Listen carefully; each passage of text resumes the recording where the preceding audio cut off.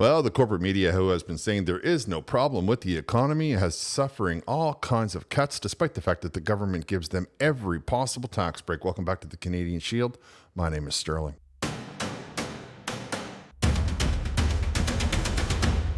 We have a lot to cover in this episode, including an electric school bus catching on fire, how you might be eligible to receive a payment from the $500 million class action lawsuit against a bread manufacturer in Canada, and the mainstream media, especially two provinces in Canada, are making all kinds of cuts to their staff, despite getting handouts from the government, left, right, and center. Before we get into it, however, I would encourage all of you that are not subscribed to the channel to subscribe to the channel. I'm trying to get this channel to have a larger reach, a broader audience, and you can help me do that. I come up a lot against the censorship of the Liberal government, the Bill C-11 and Bill C-18, because I say things that they don't agree with. And, I say it in ways that they don't necessarily like to hear. Many people tell me that I should wear that as a badge of honor.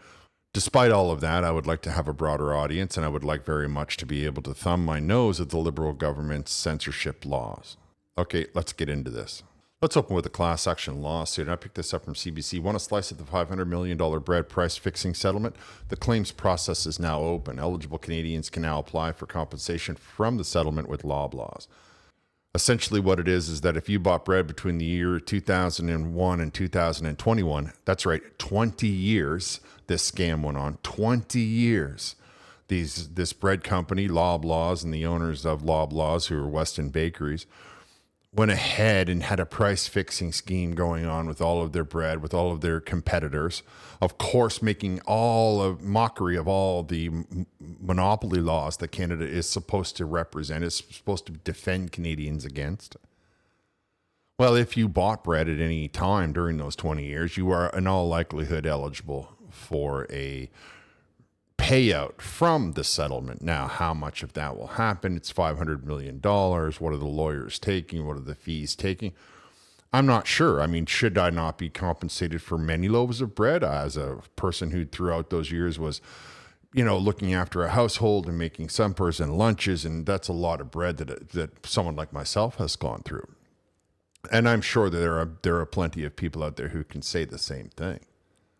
Nonetheless, you have the ability to go ahead and make an application for or to be part of the class action lawsuit, and I encourage you to do that. I will leave a link to this website in the description. There's also a link to it in the CBC article that will also be in the description. So here it is, the Canadian Packaged Bread Class Action Settlement. It basically says that if you bought bread between those years for personal use, you will be eligible to receive compensation from the class action lawsuit settlement that Loblaws and Weston Bakeries agreed to.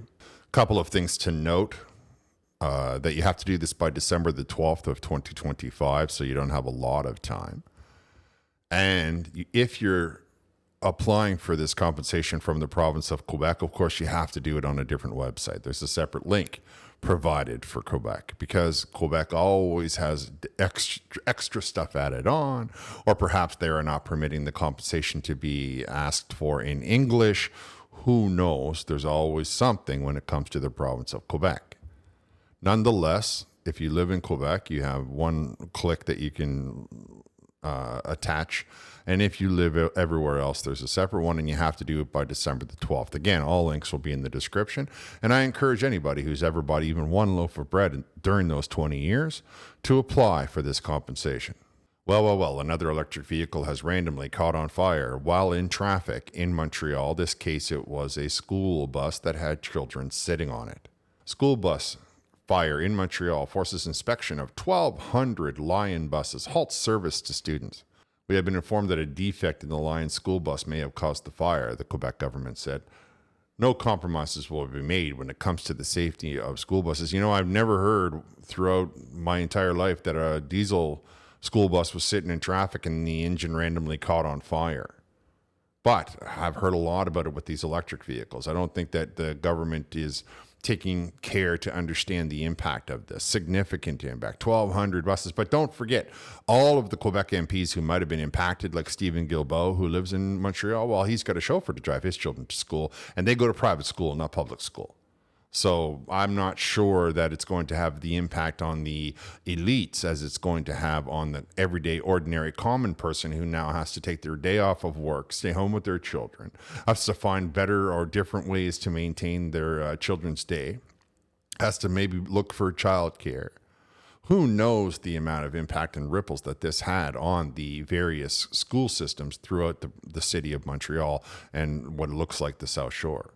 Before we talk about the mainstream media's collapse, or at least some of their cutbacks that are happening, and how I don't feel that I have to give them any sympathy, let's look at a report that I saw, or an article that I saw on CTV about a report that was released on findings of North Korea.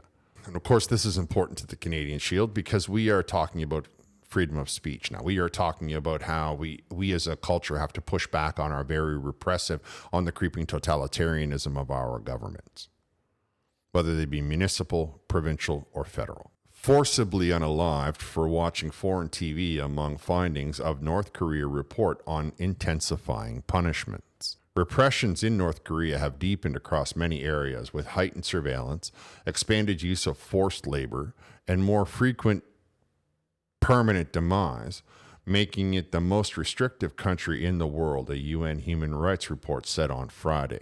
Sweeping UN review comes over a decade after a landmark UN report found that North Korea had committed crimes against humanity. The new report, covering developments since 2014, is based on interviews of more than 300 witnesses and victims who fled the country and report of further erosion of freedoms. Surveillance has grown more pervasive with the help of new technology. You see, this is something that, if left unchecked, can happen to us as well. It's happening in Britain. They're probably using North Korea as the blueprint. While punishments have become harsher, including the introduction of permanent demise for offenses such as sharing foreign TV dramas. Under laws, policies, and practices introduced since 2015, citizens have been subjected to increasing surveillance and control all parts of their life, the 14-page UN report said in its conclusion. No other population is under such restrictions in the world today. Of course, we have to see that that doesn't change the fact that it's happening around us. Now, this individual who doesn't give much of the electricity that he has to his own, like to himself, to most of his people. So appreciate that those that are sharing foreign television, foreign TVs, are going through a lot of trouble to get that out. They're going through a lot of trouble to expose people to these kinds of programming, this kind of shows, and understand further that it must not have been from very far away. Like, don't go thinking in your mind that it was American television, because many of these individuals would not be speaking English. It could be a lot of South Korean television, though. That would easily be able to be intercepted or smuggled into the country. It could be even Chinese, perhaps. What I want to point out is that the government wants to crack down on anybody feeling independent, anybody feeling individualized. And so they are taking people who might have smuggled in a thumb drive of a TV show, and that is enough to put them permanently out of this situation, out of this world, which of course is a theme that seems to be happening a lot. And we as a culture, we as a people have to realize that it doesn't matter what their intentions are, and it doesn't matter what they say their intentions are. Any movement on the freedom of speech, any movement on the right to explore and debate and to flesh out ideas that don't agree with the federal government, any is a slippery slope. Even the smallest amount could lead to a cascade of restrictions of freedoms, and who knows how long until the government decides that that North Korea is the way Canada should look. We only need to look at Great Britain, the mother country to Canada, to see the kind of nightmare that is happening to people who just want to express themselves freely without being punished for it by their government, their elected government in a arguably democracy, but is what technically a constitutional monarchy. There's no wiggle room. There's no leeway. We as a culture must say no, no, no. And we must be unequivocal in that, because if it could happen in this manner to all of these various regions, there's nothing stopping the next person or the person after that to take it and keep moving that line until the next thing you know, you have no freedom at all. That's not the world that Canada needs to live in. That's not the Canada that we as Canadians deserve. That's not the culture that we want to foster. Now, to that end, we're going to be talking about how the mainstream media, Global News specifically, owned by Chorus Entertainment, has decided to start laying off many of its personalities. Global News has started to make some cuts out west in both British Columbia and Alberta.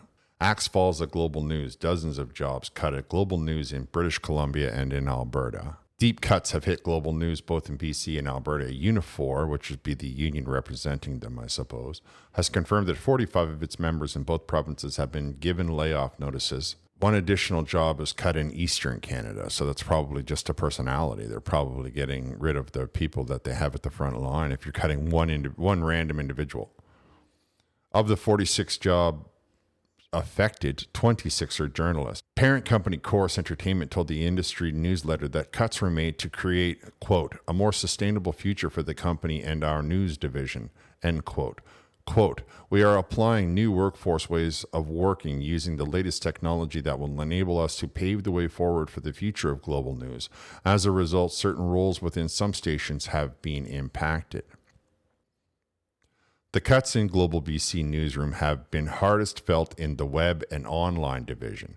Prominent Global News online journalist Simon Little announced Wednesday that he was one of those to be laid off. Chorus Entertainment has been losing money and is undertaking dramatic cost cutting in recent months.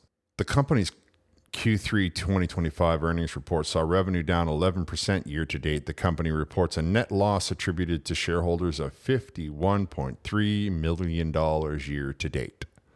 Now, I believe that most of my audience has no sympathy for them losing money at all. I think that we should look at the fact that even though they have all of this reach and all of the support, exclusive contact with the federal government, exclusive contact with the provincial elected officials, all of the breaks that they get, all of the assistance that they get, and they're still going to go ahead and turn one voice into reaching so many different people. That's the idea, right? Cut out the personalities, then give the microphone to one or two people, and then broadcast it across whatever page for the entire country, which won't work because it's not the channel that's the problem. It's the message that they send. They don't want to grasp the idea that Canadians simply don't buy what they're selling. Anyway, if they didn't get such enormous tax credits, they might be even in a worse shape. But British Columbia gives them a ridiculous amount of tax credit, for example, and the federal government gives them even more. I got this from British Columbia's, all links will be in the description, but this is the government. The interactive digital media tax credit is eligible for registered corporations that develop interactive digital media products. The budget 2025 increased the tax credit to 25% for eligible salary and wages incurred after August 31st of 2025. Budget 2025 also made the tax credit permanent for eligible salaries up to that day, so September 1st. The tax credit rate remains at 17.5%. So as of September the 1st, the tax credit, the September the 2nd, the tax credit that they are given is 25% from the province. So here we are, Global BC, getting a 25% tax credit from the province, and they're laying off 50 people after getting these bailouts from the government because they tell the government that they need them. And that's on top of the federal tax credits that they get. Here we can see the federal one, Canadian Journalism Labor Tax Credit. The Canadian Journalism Labor Tax Credit is a refundable tax credit that is available to an organization that is a corporation, trust, or a partnership. You can't even make this up. The credit is calculated by applying a rate of 25% to the total qualifying labor expenditure incurred over a period in the tax year beginning on or after January 1st, 2019. In respect of each eligible newsroom employee of the qualifying journalism organization, less any amount received from the aid to publisher component of the Canadian periodical fund in the year, meaning that the government has a bailout fund ready to go, giving them money left, right, and center so they can have operating costs covered. I mean, you can't make up the amount of money, billions of dollars that Canadians have dumped into this propaganda arm of the Liberal government so the Liberal government doesn't get the truth told about them, so that they don't get any hardball questions. And then these guys are sitting in a boardroom somewhere wondering how they can get a greater reach. I don't know. Maybe you should start by just being honest, you know? The rate increased to 35% for the period of January 1st to 2023 to December 31st, 2026. After that period, the rate will return to 25%. So if we look at right now, at time of recording, global news and chorus media between the province of British Columbia and the federal government is getting a 60% tax break on any expenditures that they put towards wages. 60% of what they pay out in wages is going out tax-free, meaning that they are making an enormous amount of money. And on top of that, Google is paying $100 million into this fund, and the federal government put in $1 billion into this fund, handing out checks to CBC, CTV, Global, some of the largest established media companies in the country, and they get handouts from the Canadian taxpayer. The government borrows money. The government extorts Google. They tried to extort Facebook, and they hand out buckets of money, suitcases full of cash to many of these organizations. And I get that it's all digital, but you understand the visual that I'm trying to get you to see. Can you imagine what 60% of Global's operating costs are going to be? Just think about the fact that Global said last year, between over 12 calendar months, they lost $50 million. So what kind of money, what kind of budget are they playing with? And what kind of money does that translate to that's not being given into the tax coffers? You and I are paying through the nose, but the corporation, the media corporation that gives the Liberal government a positive spin on everything they do and everything they say, who doesn't cover any of the news that the Liberal government doesn't pre-approve, well, they get a 60% tax break.